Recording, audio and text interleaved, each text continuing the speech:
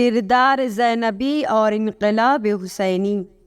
جناب زینب سلام اللہ علیہا کا حجاب اور عفت۔ جناب زینب سلام اللہ علیہا نے کربلا کے میدان میں حجاب و عفت کا خاص خیال رکھا تھا اور ہمیشہ اپنے دشمنوں کے مقابلے میں اپنے پردے کو بچانے کی کوششیں کی تھیں۔ کربلا میں امام حسین علیہ السلام کی شہادت کے بعد جب یزیدی لشکر نے خیام حسینی پر حملہ کیا، جناب زینب سلام اللہ علیہا کے لیے سب سے زیادہ سخت منزل یہی تھی، اس لیے کہ ایک طرف سے بچوں بھائیوں کا دل میں غم تھا اور دوسری طرف سے خیموں کا تاراج ہونا آنکھوں سے دیکھ رہی تھی۔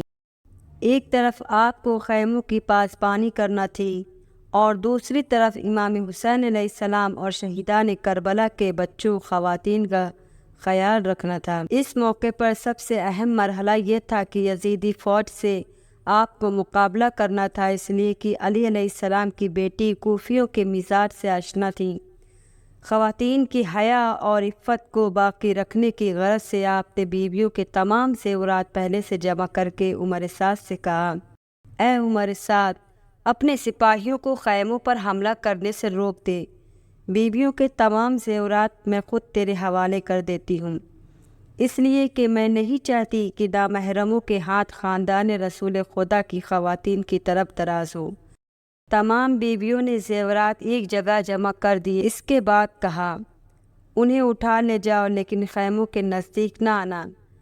یزیدیوں نے تمام زیورات اٹھا لیے، لیکن اس کے بعد بھی ان کی ہوس کی پیاس نہیں بجھی اور ننھی بچی جناب سکینہ کے کانوں میں باقی مونڈے گوشوارے کو بھی کھینچنے کے لیے بھی ہاتھ بڑھا دیے اور خاندانی عصمت و طہارت کی لاج نہ رکھی۔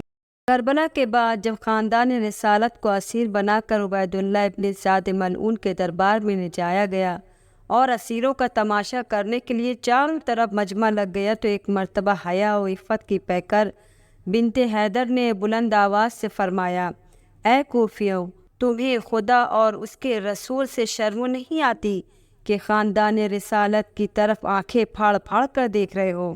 کوفہ اور شام کے راستوں میں اسیری کے دوران جناب زینب نے متعدد مقامات پر اپنے حجاب و عفت کا مظاہرہ فرمایا تھا۔